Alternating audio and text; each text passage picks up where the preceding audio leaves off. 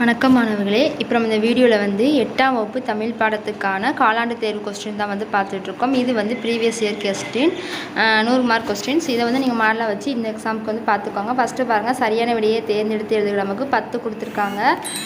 எல்லாத்துக்கும் ஆன்சர்ஸ் பார்த்துக்கோங்க. நம்ம புக் பேக் பின்னாடி தான் நமக்கு வந்து 1 மினிட்ஸ் கொடுத்துருப்பாங்க பார்த்தீங்களா, அதுலேருந்து தான் சரியான விடையை தேர்ந்தெடுத்து எழுத கேட்டிருப்பாங்க. ஸோ ஆன்சர் வந்து நல்லா பார்த்துக்கோங்க.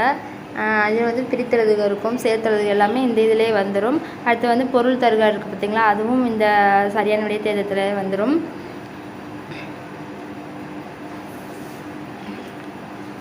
அடுத்து பார்த்திங்கன்னா நமக்கு கோயிட்டிடம் கொடுத்துருக்காங்க. கோயிட்டிடங்கள் வந்து நமக்கு மொத்தம் 5 கோயிட்டிடங்கள்.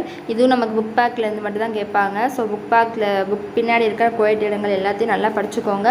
அடுத்து பொறுத்துகவும் நமக்கு அதே தான், 5 பொறுத்துக கொடுத்துருக்காங்க. நமக்கு வந்து நம்ம கரெக்டாக ஆன்சர் வந்து எழுதுகிற மாதிரி இருக்கும், நம்ம பொறுத்தி ஆன்சர் பண்ணுற மாதிரி இருக்கும். இதையும் நீங்கள் வந்து ஆன்சரை வந்து பொறுத்துக்கு ஆன்சர் எப்படின்னா நேராக எடுத்து எழுதணும். நீங்கள் வந்து நம்பர்ஸ் மட்டும் போடக்கூடாது, நேராக எடுத்து எழுதணும் ஆன்சரை.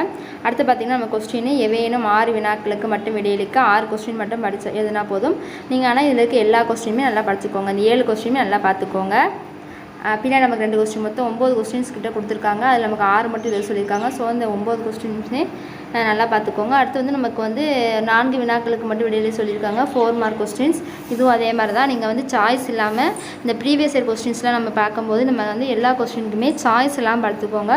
சாய்ஸ் எல்லாம் நீங்கள் படித்தாலே போதும், கண்டிப்பாக இதுலேருந்து மட்டும்தான் உங்களுக்கு கொஸ்டின்ஸ் வரும். அதை வச்சு நீங்கள் 4 கொஸ்டின் ஃபுல்லாகவே உங்களுக்கு அட்டன் பண்ணுற மாதிரி வந்துடும். அடுத்து வந்து இலக்கணத்துலேருந்து கேட்டிருக்காங்க. இதுவும் அதே மாதிரி தான். எல்லா கொஸ்டின்ஸுக்குமே நல்லா நீங்கள் ஆன்சர் பார்த்துக்கோங்க. அடுத்து வந்து அடி பிறலாமல் எழுத கொடுத்துருக்காங்க. கற்றோருக்கு என தொடங்கும் கல்வி அழகிய பாடல். அடுத்து வாழ்க நிரந்தரம் என தொடங்கும் தமிழ்மொழி வாழ்த்து பாடல். அடுத்து தன்குற்றம் என தொடங்கும் திருக்குறள். இந்த 3மே நல்லா பார்த்துக்கோங்க. 3மே ரொம்ப இம்பார்ட்டன்ட். இது வந்து நீங்கள் எப்படி எழுதணும்னா, ஃபஸ்ட்டு வந்து ஸ்பெல்லிங் மிஸ்டேக் இல்லாமல் எழுத பார்த்துக்கோங்க. மிஸ்டேக் எதுவுமே வரக்கூடாது இந்த பாடல் எழுதும்போது. அடுத்து பார்த்திங்கன்னா நமக்கு வந்து 1 வேர்ட்ஸ் மாதிரி கலைச்சொல் தருக, அடுத்து மரபு சொற்கள், பன்மை விகுதி அந்த மாதிரி கொடுத்துருக்காங்க.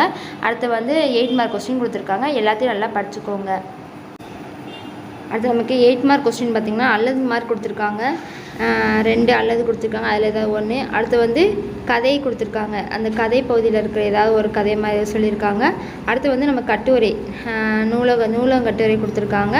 அதுக்கடுத்து என்ன கட்டுரைனா நான் விரும்பும் கவிஞர். இந்த கட்டுரைலாம் பார்த்துக்கோங்க, கண்டிப்பாக இதுலேருந்து ஒரு கொஸ்டின் வரும்.